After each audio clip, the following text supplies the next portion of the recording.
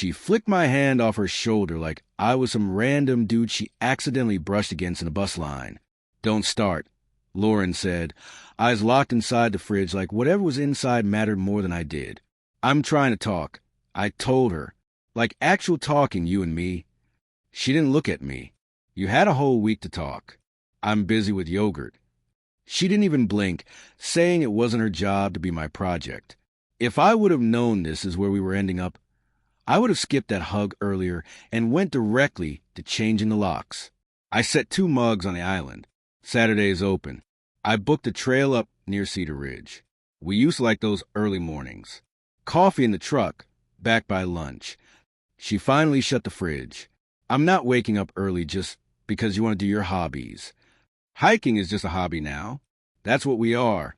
I asked, "It's your hobby," she fired back. Like your checklists and your explanations. She shoulder-checked past me. I already have plans. And they're not any of your business, John. She said the route in a language I didn't understand. I let the silence sit, then nodded. Message was fully delivered. I didn't push that night. I grilled chicken, put a plate down for her. She ate standing up, scrolling on her phone, laughing at something I wasn't part of. I washed both plates, then booked Sunday in with Mike. If she didn't want my Saturday, someone else could actually use it. Mike restores bikes on weekends. Straightforward. Useful. No monologues. Saturday morning, I left her a short note. Cedar Ridge postponed. I'll be at Mike's. Call me if needed. When I got home, Lauren was on video call with Tasha at the dining table. Volume loud on purpose. He's low-key in his midlife crisis. Tasha said, buying tools he doesn't even use. Lauren laughed like she was on stage. He thinks he can schedule me like I'm a volunteer. I stood in the doorway.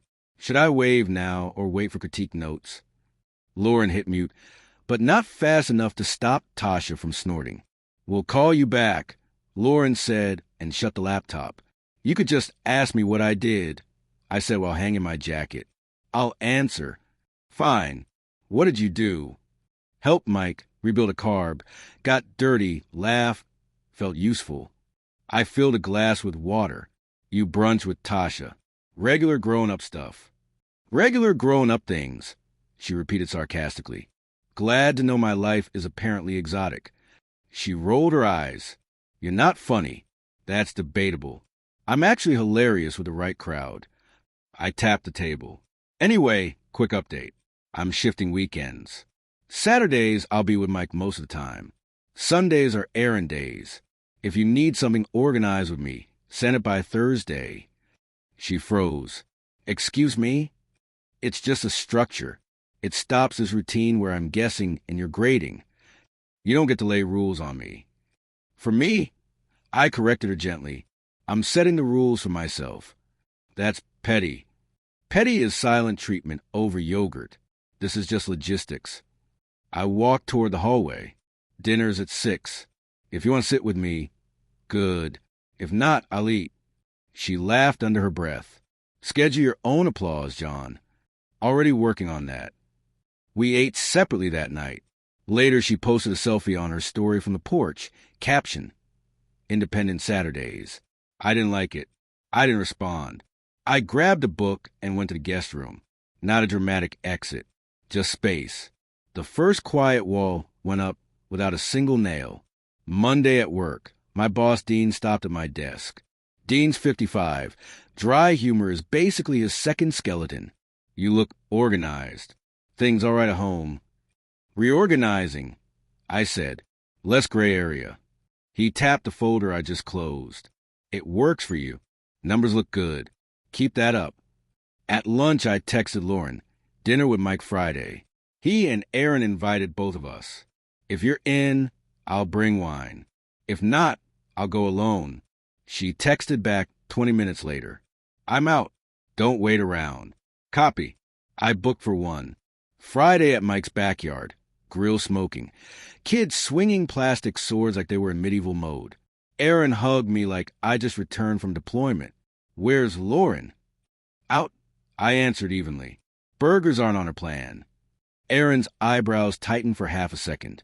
You too good. Define good. Mike handed me a plate. Not prying. Just "Are you good?"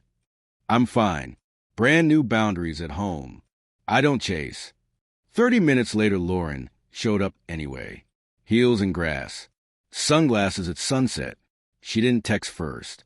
She greeted the kids like she owned the afternoon. Sat down without acknowledging me. Aaron tried to make jokes. "Hey, stranger, didn't think you'd show." Lauren looked straight across me. Calendar shifted. Mike winked at me like, "Bruh, good luck." 10 minutes into eating, Lauren poked. Loud enough for the circle. He always eats this slow. He only does it when I'm thinking.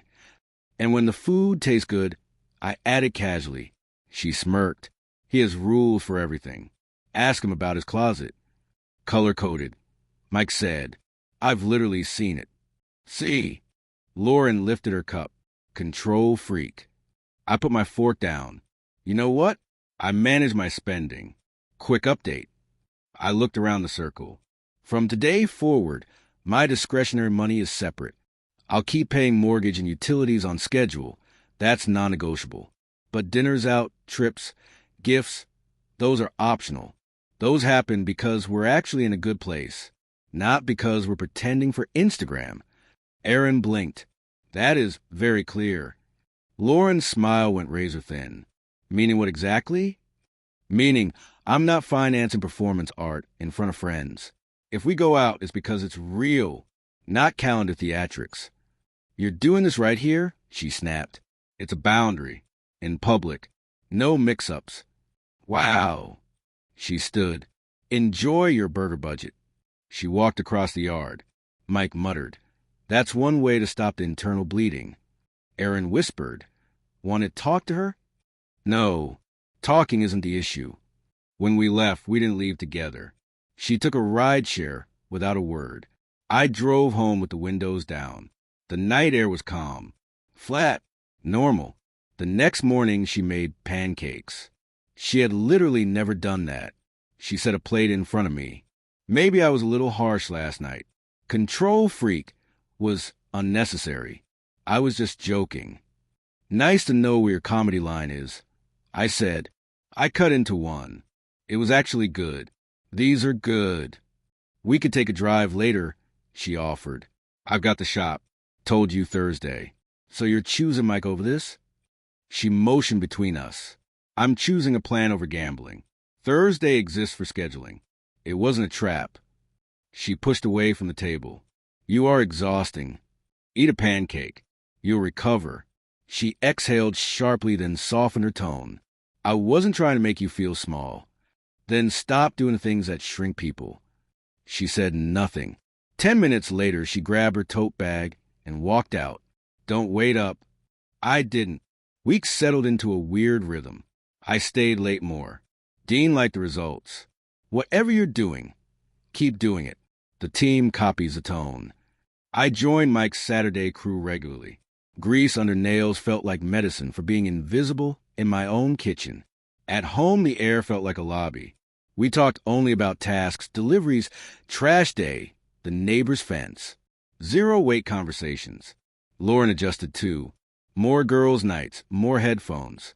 Her sarcasm got faster.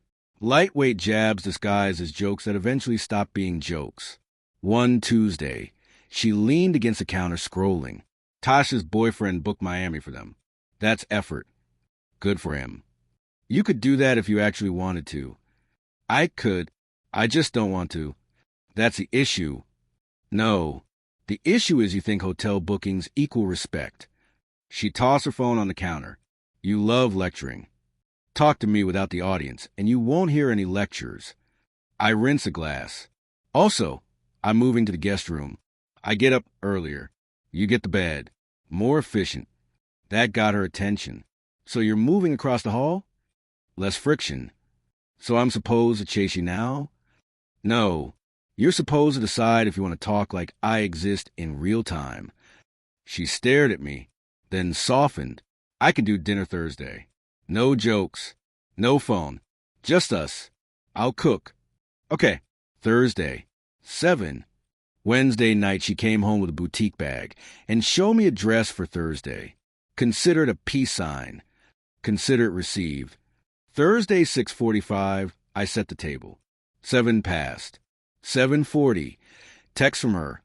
Something came up. Rain check. I stared at the candles like it was a setup punchline. I texted back. Copy. At 10:15, she walked in. Perfume from somewhere I wasn't. Dress used and stuff back in bag. Don't start. I'm not starting. I'm finishing scheduled dinners like this. I won't plan them anymore. If you want time, send specifics. If I'm free and I respect the tone, I'll show. So you think you're some prize? I think my time is. She laughed, opened yogurt, sat on the couch. By the end of that month, the marriage felt like two rental units sharing a single mortgage, passing each other in doorways. She amped the public digs. At a co-worker happy hour, she crashed, leaned into a circle I was in, and threw darts disguised as cute commentary. He alphabetizes spices, she smiled. He literally thinks salt needs a label. I sipped water. Salt's obvious. Respect's harder.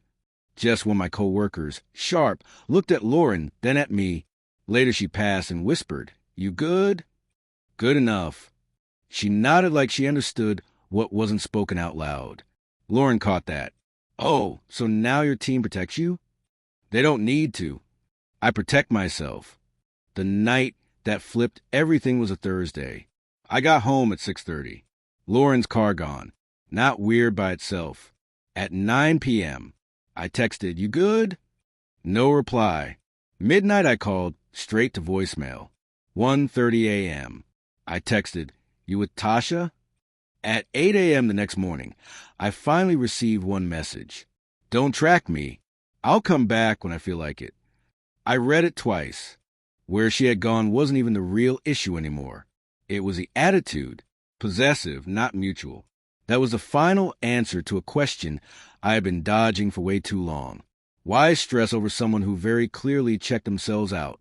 I set my phone down, picked it back up. Type. All right. Come back whenever you feel like it, just not to this home. Instant reply. Oh, you're right. You'd never do that. I didn't answer. I showered, trimmed my beard, threw on a fresh shirt, drove to the hardware store, grabbed 2 deadbolts and a keypad lock. When I got home, I removed the old lock hardware and installed the new ones.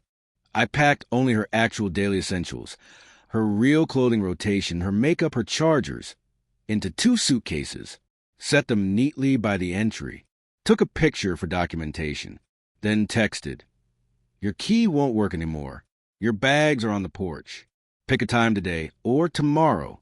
I'll be here until noon. After that, I'm out." 5 minutes later, the typing bubbles appeared. "You're ridiculous. I'm at brunch. I'll be back tonight. Leave the door open. You can't do this." I literally just did. You don't have that right. I'm not evicting you. I'm protecting my sanity. Yanup Esau. We'll talk logistics once I grab my stuff. Is this because I didn't check in with you? Are you my dad now? No, Lauren. That position has been empty. Open the door or I'll call. No threats. Give me a pickup time. Today noon to 3. Tomorrow 9 to noon. Her strategy flipped immediately. Can we please talk first? I messed up. Don't escalate this. Pick up your bags. I put my phone down and called Dean, working from home this morning. Yuskazel Family Logistics. Handle your business. Dean replied, "Ping me if you need backup on the 2 p.m. Around 11, my neighbor Mr. Alvarez, retired firefighter, walked his dog and paused. "You all right out here, John?" Resetting the air. "Your village." He nodded once and continued. He's the type of old school guy who instantly knows when a boundary has finally been drawn clean. Lauren didn't show up at noon. Not at 2. After I drove to Mike's shop, I texted, "Not home. Try tomorrow 9 to 12. When I told Mike, he wiped his hands on a shop towel. "You positive?" "I'm done being a backup tire." He gave a low whistle. "You'll be safe, though?" "I'm not opening the door without calm." "You want me on standby?" "You're on standby." At 10 p.m., she unloaded a barrage of texts. All caps. "You're embarrassing yourself." Then, "I'm outside. Open." I wasn't there. Next morning, 10:17 a.m. You're actually serious. I got home around 8:30 a.m. Saturday. Made coffee. At 9:05, the knocking hit like percussion. I looked through the peephole. Lauren, hair pulled back tight, jaw locked. Mrs. Patel 2 houses down watering flowers, extremely slowly pretending not to watch. Lauren pounded with the side of her fist. Open the door, John. I unlatched the top, but kept the deadbolt. Open about 3 inches. Hi. She tried pushing. Chain stayed firm.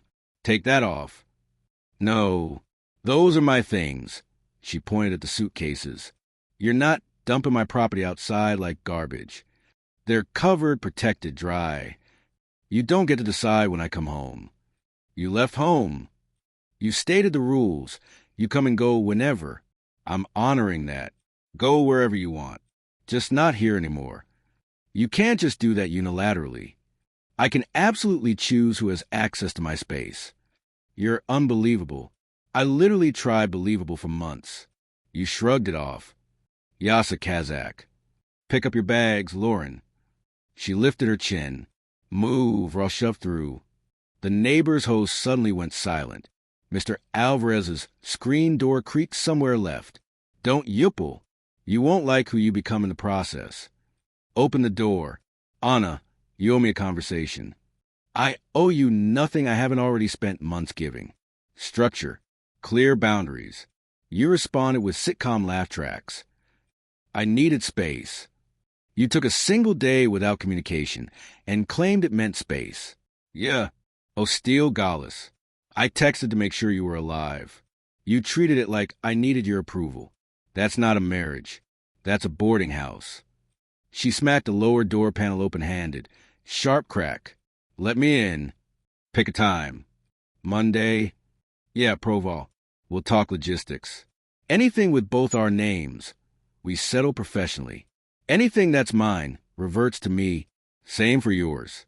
I'm filing paperwork Monday morning. You're destroying a marriage because I went out.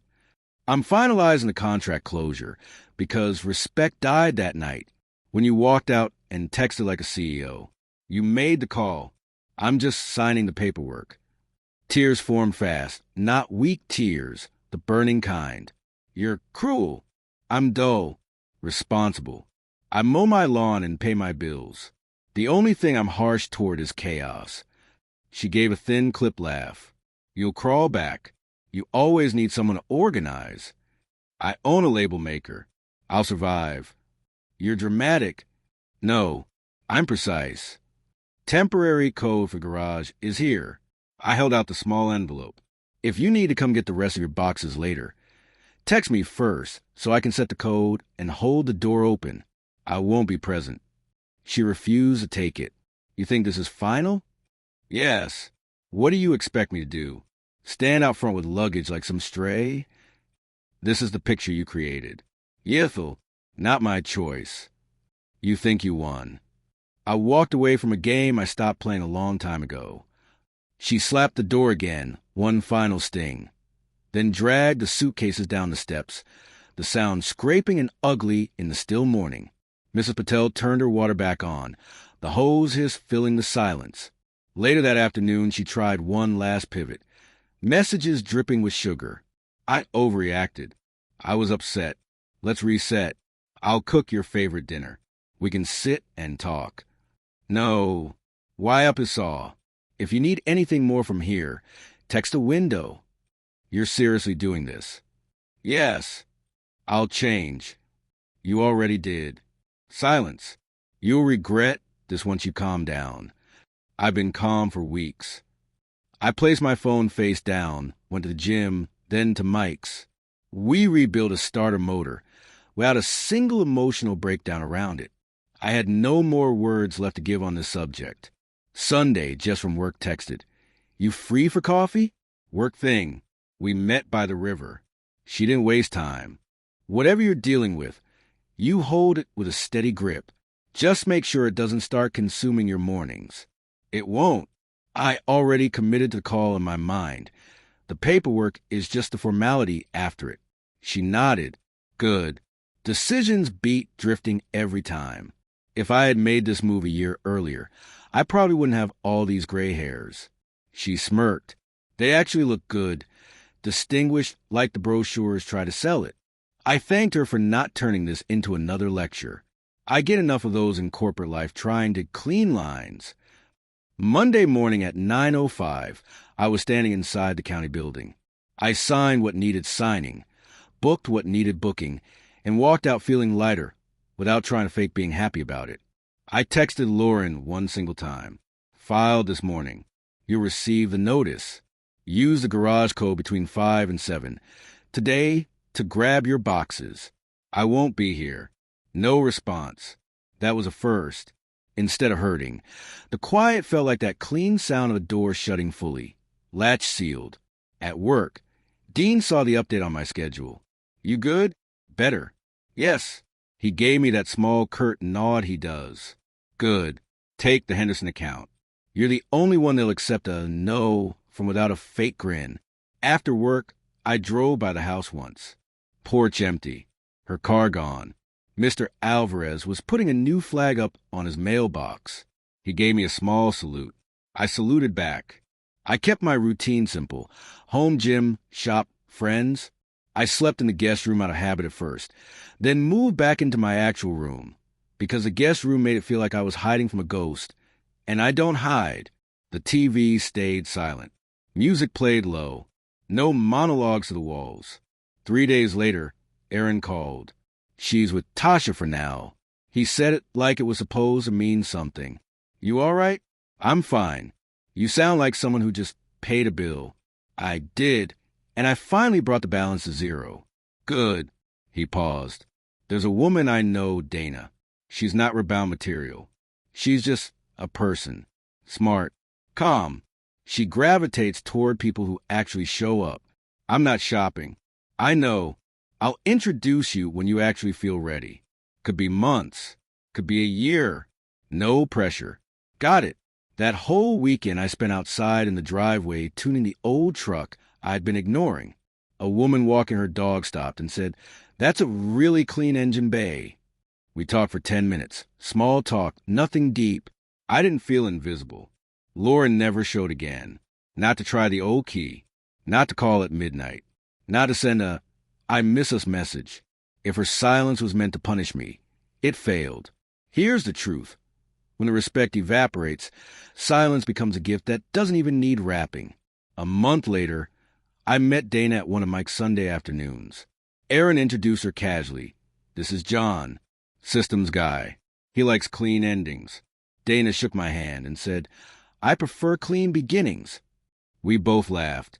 We didn't exchange life stories, just names and a couple things about work. She didn't test me. She didn't poke for reactions. She asked if the food tasted as good as it smelled. We agreed it did. I didn't sprint into anything. We met for coffee twice, in the daytime. We left breathing room in the conversations. It felt like two adults mutually choosing how time was spent, not teenagers chasing a rom-com. My house stayed orderly. Mail sorted, counters wiped, a plan that stayed intact. Mike joked that I was nesting. I told him I was simply breathing air without an audience.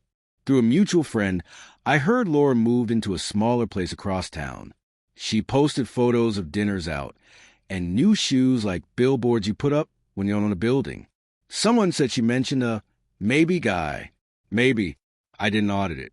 If she needed the spotlight, I was already past the stage. The paperwork is still grinding through the system. That's how systems operate. No flair, no emotional volleying, just dates and signatures. She hasn't called. I haven't sat around waiting. The only thing that matters is the line I drew at my own front door. The final words she heard through 3 inches of space and a chain are the only ones that count. You don't need my permission to leave. You just no longer get access to return. That's the entire point. I stopped chasing proximity and started demanding respect, starting with myself. I sleep peacefully. I cook my own food. I work like a man satisfied with how his day ends. My truck in the driveway starts on the first turn. I have friends who answer with, "What do you need?" Not, "What did she do?" There's a calm woman who doesn't interrupt conversations, and a boss who trusts me with major accounts. That's what boundaries buy you. And that's why when that door closed, it stayed closed.